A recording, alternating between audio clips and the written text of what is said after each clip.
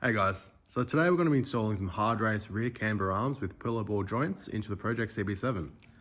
So we need to jack up the car and take off the rear wheels. So before we can do that, we need to make sure the car is in gear and break the rear lug nuts. Okay, so now we've broken the lug nuts on the wheels, we're able to jack the car up.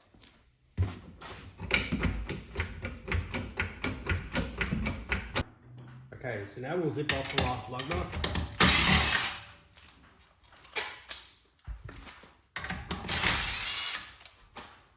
Take the wheel off, we'll have a look what's underneath. Okay, so with the wheel off, we can actually get a better look at what we're actually doing today. So attached to this spindle, you've got another arm that connects to the top here with a ball joint. So this whole arm we are replacing. And this arm will be able to adjust our camber. So let's go have a look at what we're actually installing. So laid out on the table, we've actually got the Hardrace rear camber arms. So they should fit 90 to 97 accord. They do come with obviously the arms and also some cotter pins for these ball joints. I've chosen to go with a pillpwball joint. That way, during heavy cornering and track use, it'll stay true to the camber that I've chosen for the rear. Okay, so taking a closer look at what we're actually removing today, we need to separate this ball joint and the arm from the spindle. So there'll be a custom nut and a cotter pin on this bolt. You'll need to take the cotter pin out, undo the custom nut. Then you'll need to separate the ball joint with a ball joint separator like this, which will go on in between the arm and the ball joint. Then you'll keep screwing it down until it pops out the ball joint. So now that that is removed, we can now undo these two 17mm bolts and the camber arm should just come straight out. Sorry, these aren't actually 17mm, they are 14mm. So with that impact, after you've broken it, we'll zip them out. And on the second one, we'll just make sure to grab the arm as it'll want to fall off.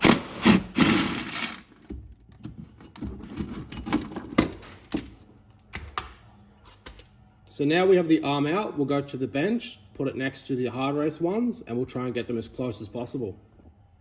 Okay, after taking the arm off and having a quick look, you can see that there's two holes that we got the bolts out of.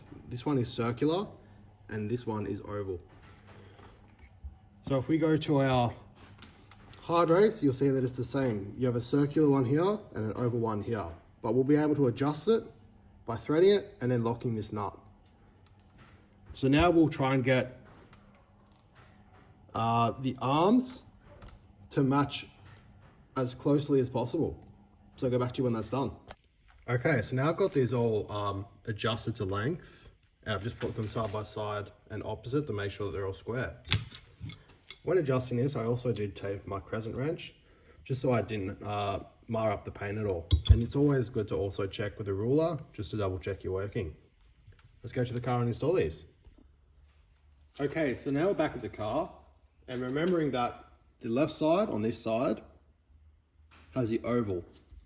So we'll start off with that so we don't forget.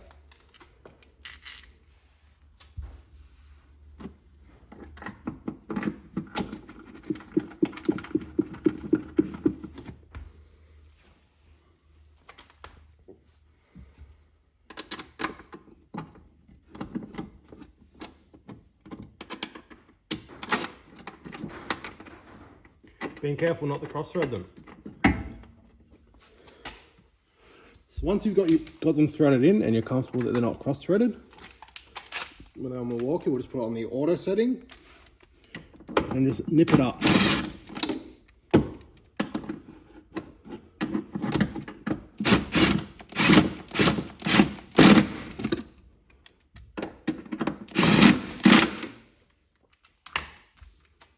We'll then take the castle nut off the ball joint,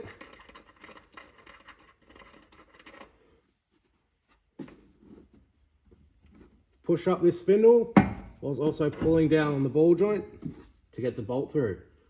Put the castle nut on,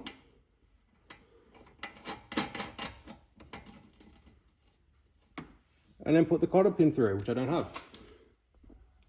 Before we put the cotter pin in, we'll have to nip this up with a 17mm socket.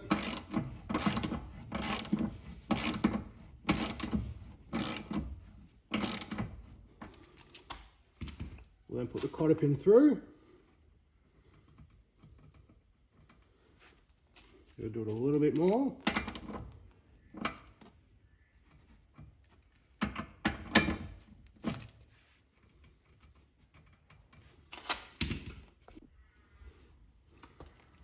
So put the cotter pin through and bend over one of the legs. So that way our castle nut is secured.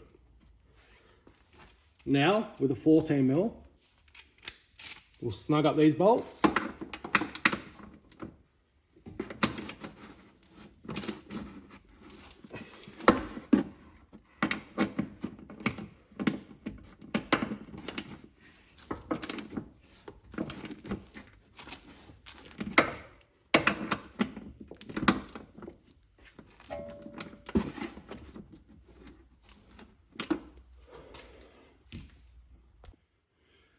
Okay, so now before we tighten up the actual lock nuts on these, I'm going to put a bit of tape around the middle where it is notched so we don't scratch it.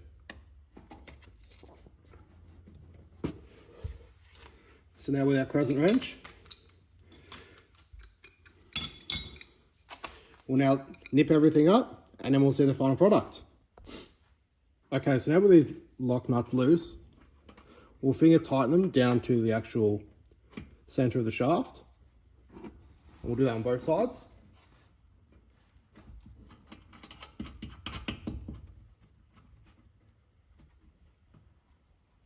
Now we've done that, with one wrench, we'll hold the shaft, and with the other wrench we'll tighten.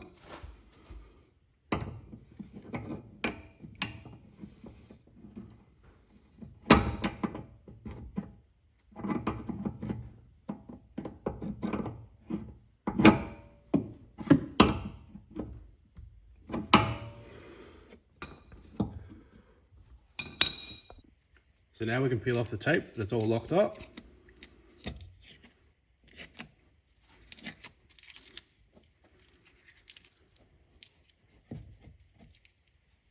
And that's the final product. So we will want to take this to a tyre shop and get the car aligned. I've still got some more suspension components coming.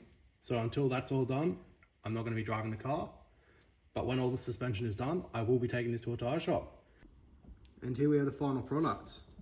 So it's very close to the factory camber. It's probably about -1, but good thing we're able to adjust it.